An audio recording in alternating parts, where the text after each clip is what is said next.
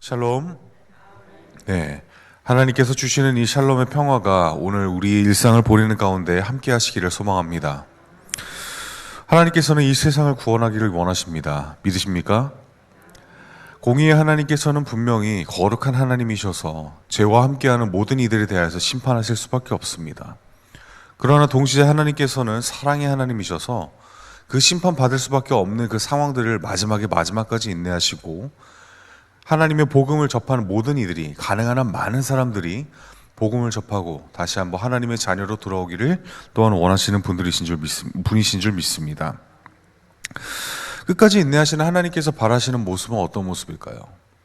창세기에서 우리가 보았던 것처럼 하나님께서 처음에 세상을 창조하시고 보기에 좋으셨다라고 하셨던 그 모습이 결국에 회복되는 그 모습을 아마 바라고 계실 것입니다. 그래야 해서 하나님께서는 자신이 지으신 그 세계 위에서 사는 모든 이들을 향하여서 하나님의 은혜를 허락하셨습니다. 복음을 알든지 모르든지, 하나님의 이름을 들었든지 듣지 못했든지 간에 하나님께서는 그 모든 이들에게 은혜를 주실 준비가 되어 있으신 분이십니다. 하나님의 사랑이 누구에게나 구별 없이 임하되 그 사랑에 응답하는 이들이 바로 하나님의 자녀들이기 때문이지요. 그런 의미에서 생각해 보면 하나님께서 우리에게 주시는 은혜는 마치 자연현상과 같다라고 얘기할 수 있습니다. 우리가 여름이 되면 더위를 느끼고 또 겨울이 되면 추위를 느끼는 것처럼 하나님의 은혜는 거역할 수 없는, 언제나 똑같이 그곳에 있는데 우리가 거역할 수 없는 바로 그런 현상과 같은 것이죠. 그렇다고 해서 자연현상과 같이 당연하다는 얘기는 아닙니다. 오히려 더위가 없었을 때 우리가 뭔가 세상이 잘못되고 있다는 걸 느끼는 것처럼 하나님의 은혜가 우리에게 존재하지 않았을 때 우리는 비로소 하나님의 은혜가 우리에게 얼마나 소중한가를 깨닫게 되죠. 거역할 수 없으면서도 우리가 자칫 잘못하면 당연하게 느낄 수 있는 것, 그러나 그것이 없을 때 비로소 그 소중함을 깨닫게 되는 것, 바로 그것이 하나님의 은혜요 사랑인 줄 믿습니다. 오늘 본문에서 우리는 하나님께서 우리를 어떻게 부르고 계신지를 보고 있습니다. 우리를 찢으셨으나 도로 낫게 하실 것이고, 그리고 우리를 치셨으나 싸매어 주실 그 하나님의 은혜가 이스라엘 백성들이 임하는 것입니다. 그리고 마찬가지로 우리에게도 하나님의 이 은혜가 바로 임할 것입니다. 분명히 우리는 세상을 살아가면서 많은 시련과 고난을 겪습니다. 주님, 어떻게 저한테 이러실 수 있습니까? 라는 그런 원망을 할 만큼 힘든 상황에 놓여 계시는 분들도 분명히 계시겠죠. 그러나 하나님께서는 우리에게 분명히 감당할 만한 시련만 주셨습니다. 오히려 그 감당할 만한 시련으로 말미암아 우리가 하나님 앞에 연단받게 하셨고 정금같이 나와서 하나님께서 귀하게 쓰시는 도구로 완성되는 과정 가운데 우리를 세워주셨습니다. 비록 우리가 힘든 상황 가운데 있을지라도 그 연단받는 과정을 통해서 하나님께 도구가 된 그런 과정들을 기대할 수 있다면 우리가 왜 그 시련을 거부하겠습니까? 그리고 우리가 왜 그 고난을 거부해야 되겠습니까?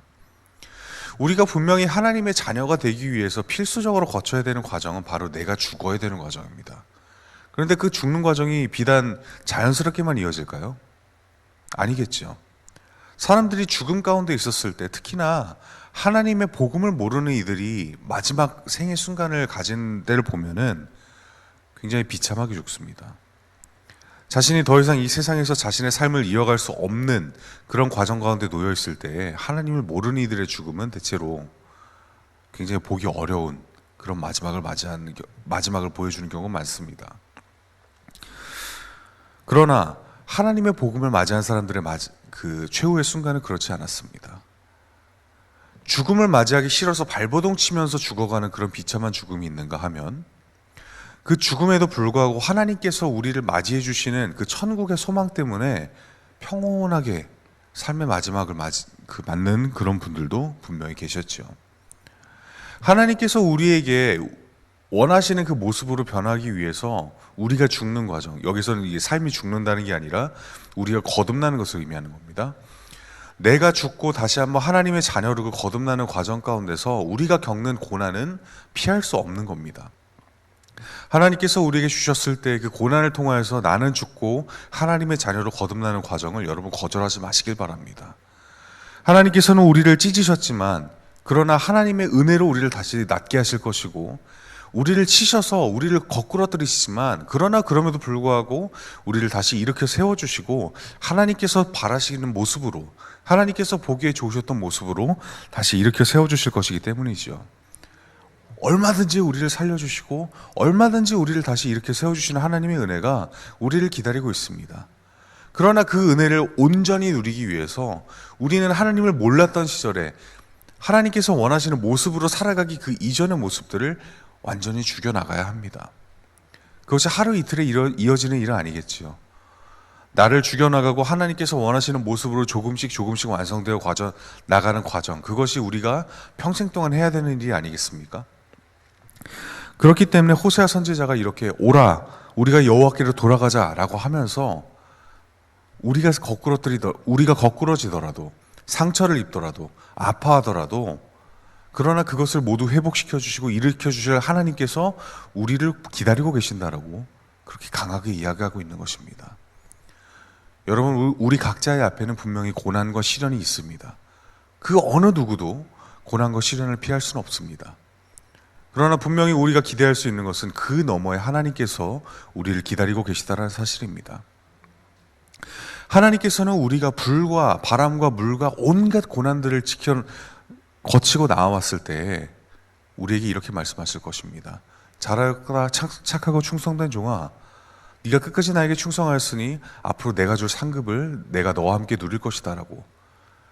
예수님께서 종의 비유를 말씀하실 때 그렇게 말씀하신 그 주인이 종을 향하여서 그렇게 이야기했던 것처럼 하나님께서도 하나님의 모습으로 우리가 거듭났을 때, 모든 시련과 고난을 하나님을 의지하여서 승리하고 나왔을 때 우리에게 그렇게 말씀하실 것입니다. 그래서 호세아 3, 우리가 읽었던 그 본문 마지막에는 하나님께서 우리에게 나타나시면, 그의 나타나심은 새벽빛같이 어김없나니 비처럼, 땅을 적시는 늦은 비처럼 우리에게 임하실 것이다 라고 호세아 선지자는 이야기하고 있습니다. 늦은 비라는 것은 이스라엘의 그 땅의 기후의 특성 때문에 그렇습니다. 지중해의 면에 있지만 중동 지역이기 때문에 굉장히 메말라 있는 땅이죠. 광야도 있고, 그리고 농사 짓기에는 사실 우리나라처럼 그렇게 벼 농사를 짓기엔 좋지 않은 땅입니다. 그래서 밭농사를 지어야 되고 하늘에서 비가 자칫 잘못 내리면은 그의 농사를 기대하기 어려운 땅이 바로 이스라엘 땅입니다. 그런데 비와 같이 이 땅에 올 것이다. 그런데 그 비가 어떤 비냐? 늦은 비처럼 그렇게 임할 것이다 라고 호세아 선지자는 이야기하고 있습니다. 이것이 어떤 의미냐면 농사를 짓기 위해서, 수확을 거두기 위해서 꼭 맞아야 되는 그런 비처럼 하나님께서 우리에게 오실 것이다라는 의미입니다. 사실 비가 한두 번만 내리는 건 아니겠죠. 이스라엘 땅에서도 언제나 눈을 뜨면은 한두 번쯤은 내리는 걸 바라보게 되는 그 비일 겁니다. 그런데 그 비가 어떤 비냐라는 거에 따라서 우리에게 다가오는 의미가 다른 것이지요. 우리의 삶을 이어나가기 위해서, 우리가 밥을 먹고 우리가 수확을 거두기 위해서 꼭 맞아야 되는 그 늦은 비처럼 하나님께서는 우리에게 은혜를 내려주실 것이고 우리 앞에 나타나실 것이다라고 호세아 선지자는 그렇게 이야기하고 있습니다. 어떻게 보면 우리도 하나님의 은혜를 너무나 당연한 것처럼 여길 수 있고, 그리고 우리가 원한다면 언제든지 받을 수 있는 것처럼 그렇게 생각할 수도 있습니다. 그러나 아까 제가 처음에 말씀드렸던 것처럼 하나님의 은혜는 우리가 느끼지 못할 때 비로소 그 소중함을 느낄 수 있는 것처럼, 우리가 신앙인의 삶을 살 때, 우리가 하나님 앞에서 하나님의 자녀로 살아갈 때 정말로 빠져서는 안 되는 그런 소중한 그런 은혜임을 우리가 가끔가다 까먹고 있습니다. 하나님께서 우리에게 주시는 은혜는 마치 이스라엘 땅에서 수확을 위해서 꼭 맞아야 되는 늦은 비와 같은 것입니다. 우리가 신앙인으로서 삶을 살아가기 위해서 하루하루의 일상을 하나님 앞에서 거룩한 산 제사로 드리기 위해서 반드시 빠지지 않고 가지고 가야 하는, 바로 그것이 하나님의 은혜입니다. 하나님께서 우리에게 나타나실 때 어떻게 나타나실 것이냐? 바로 우리가 정말로 필요한 그 순간에, 그리고 정말로 빠뜨려서는 안 되는 그 하나님의 은혜를 우리에게 부어주시면 나타나실 것이다. 호세아 선지자는 지금 우리에게 그렇게 이야기하고 있습니다.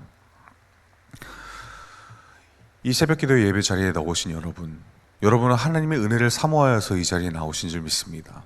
하루를 시작하기 전 여러분들의 첫 시간을 하나님께 드리면서 그 일상을 하나님의 은혜로 시작하고자 이 자리에 나오신 줄 믿습니다. 여러분, 정말로 그 은혜가 필요하십니까? 그 하루를 살아갈 때 정말로 그 은혜가 없이는 여러분들이 하나님의 자녀로 살아가기 어려움을 고백하십니까? 그렇다면 여러분, 오늘뿐만이 아니라 내일도 모레도 하루하루의 시간을 하나님의 은혜로서 살아가지 않으면 내가 주의 자녀로 살아가기 어렵습니다라는 사실을 늘 고백하실 수 있기를 소망합니다. 우리가 하나님의 자녀로 살아갔었을 때 정말로 필요한 것, 그리고 우리가 자녀로 살아갈 수 있는 것, 그것은 전적으로 하나님께서 우리에게 은혜를 허락하셨기 때문에 그 은혜로서 십자가의 보혈을 허락하셨고, 그리고 하루하루 주님의 능력으로 살아갈 수 있도록 우리를 붙들어 주시기 때문임을 우리가 믿습니다.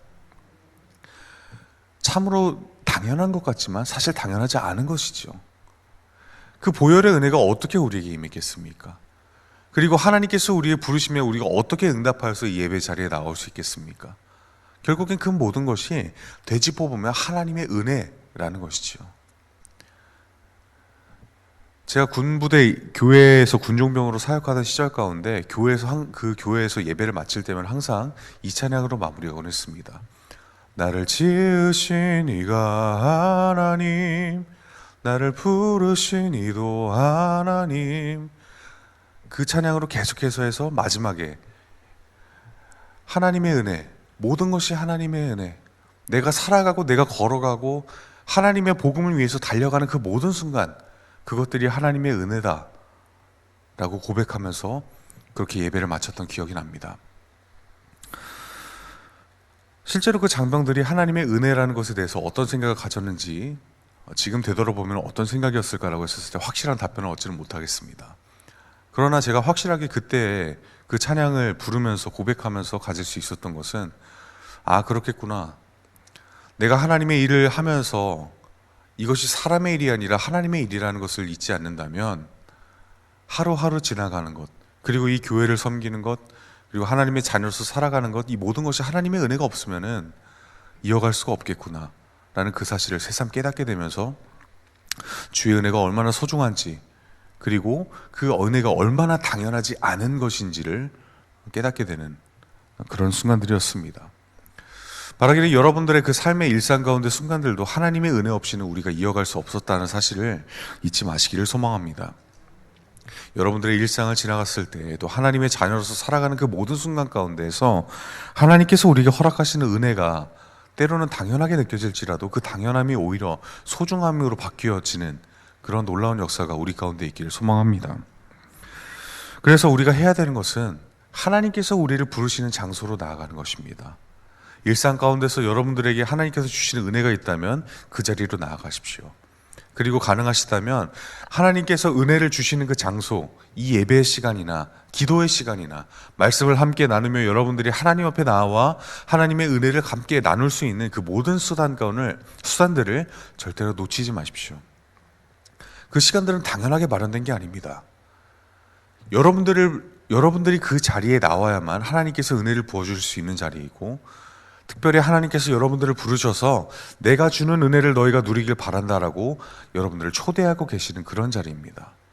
그 은혜 자리를 여러분 놓치셔야 되겠습니까?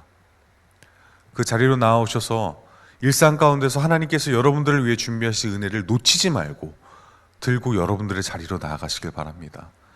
그렇게 되어야지만이 여러분들의 일상 가운데 하나님의 은혜가 옅어지지 않을 것이고, 때로는 당연하게 여겨졌던 그 하나님의 은혜가 정말로 더욱더 소중하게 변할 것이고, 그리고 무엇보다 우리가 비록 고난과 시련 가운데 힘듦 가운데 쓰러질지라도 하나님께서 다시 한번 낫게 하여 주시고 우리를 다시 한번 일으켜 세워주시고, 너가 앞으로 나아가야 될 길이 많다, 나를 의지해서 앞으로 나아가라라고 엘리야에게 말씀하셨던 그 하나님의 모습이 우리에게도 동일하게 나타날 줄 믿습니다. 우리가 각자 보내는 일상은 같을 수 없겠죠. 각자가 각자의 자리에서 서로에게 주어진 색다른 일상들을 가지고 여러분들의 하루를 보내게 될 것입니다. 그러나 한 가지 동일한 것이 있다면, 하나님의 공동체로 묶여있는 이 교회 가운데 지체된 여러분들의 일상에 하나님의 은혜가 하나님께서 보시기에 옳은 대로 우리에게 역사할 것이다 라는 사실입니다. 주님께서는 그 모든 상황을 합치셔서 선용하시는 분이십니다. 우리가 금요 성령 집회 때 목사님께서 우리에게 말씀해 주셨던 것처럼 하나님께서는 모든 시련 가운데 그 시련이 있더라도 그 시련을 선용하시고 우리에게 복 주시기를 바라시는 하나님이십니다. 그 복이 어떤 복이겠습니까? 우리가 원하는 복일까요? 우리가 하나님께서 하나님 이게 필요합니다, 하나님 우리에게 이것을 주십시오, 하나님 우리가 이렇게 되길 원합니다 라고 우리의 시선으로 바라보는 그런 복일까요? 아니겠죠. 하나님께서 우리에게 주시는 복은 하나님께서 보시기에 우리에게 더욱더 합당하고 우리에게 더욱더 아름다운 모습으로 나타날 그런 복일 것입니다. 하나님께서 우리를 보시기에 우리가 나아가는 방향을 보시고 너에게는 이것이 필요하겠구나, 또 너에게는 이런 모습이 필요하겠구나라고 우리에게 허락하시는 그런 모습들, 그래서 우리의 상상을 뛰어넘어서 하나님과 우리가 함께 했을 때 나타나는 그 놀라운 모습들, 그것이 바로 하나님께서 우리에게 주시는 복이 될 것입니다. 그 은혜를 여러분 우리가 사모할 수 있기를 원합니다. 그 은혜를 우리가 주님께 오늘 기도하면서 우리의 하루 가운데 충만하게 해달라고 기도하는 그런 역사가 있기를 원합니다. 여러분, 그 은혜를 사모하러 여러분들께서 이 자리에 나오셨습니다. 그 은혜로 오늘 하루를 시작하겠노라 하나님께 고백하러 이 자리에 나오셨습니다. 기도 가운데 또 하나님의 말씀을 사모하는 가운데 그 은혜로 충만한 하루를 보내는 우리 모두가 될 수 있기를 소망합니다. 기도하겠습니다.